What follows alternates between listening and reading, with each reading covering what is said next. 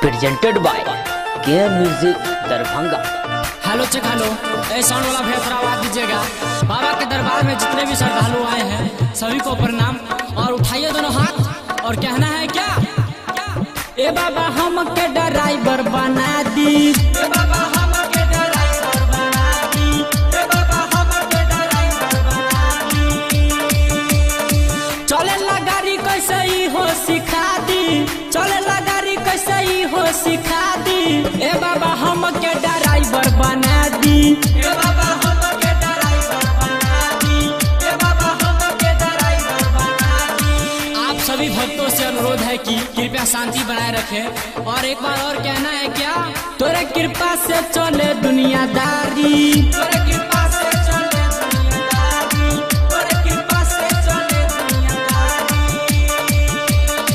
हवाई जहाज या ट्रेन बसा गाड़ी, हवाई जहाज या ट्रेन बसा गाड़ी, हवाई जहाज या ट्रेन बसा गाड़ी। नीम का पेड़ चंदन से कम नहीं, नीम का पेड़ चंदन से कम नहीं, और हमारा बाबा का दरबार किसी लंदन से कम नहीं।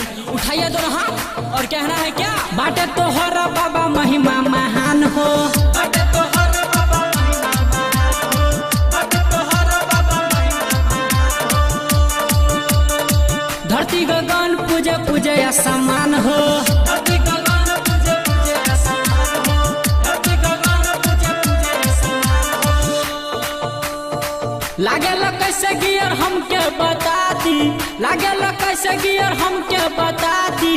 ए बाबा हम के ड्राइवर बना दी, ए बाबा हम के ड्राइवर बना दी, ए बाबा हम के ड्राइवर बना दी। जी हाँ, एक आवश्यक सूचना, डीजे के पास नंगा तार है, प्लीज हट के रहे, कभी भी दुर्घटना घट सकती है। और बोलना है क्या? राइटर सोना कहे प्रेम सागर भैया, प्रेम सागर भैया हो, प्रेम सागर भैया, राइटर सोना कहे प्रेम सागर भैया। एकरे कृपा से बनले रमन जी गवैया, एकरे कृपा से बनले रमन जी गवैया, एकरे कृपा से बनले रमन जी गवैया। हम गायक रमन जी यादव इसी तरह सपोर्ट करते रहें, आगे बढ़ाते रहें। हाल से हो जाना बाबा हो सोहैया, हाल से हो जाना बाबा हो सोहैया, हाल से हो जाना बाबा हो सोहैया। बीच नदी में फसल हमर नैया, बीच नदी में फसल हमर नैया, बीच नदी में फसल हमर नैया। जल्दी से गाड़ी फॉर्च्यूनर किना दी, जल्दी से गाड़ी फॉर्च्यूनर किना दी।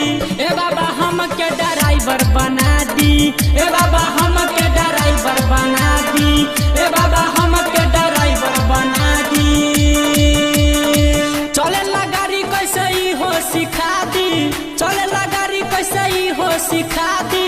ए बाबा हम के ड्राइवर बना दी, ए बाबा हम के ड्राइवर बना दी, ए बाबा। Presented by Care Music Darbhanga.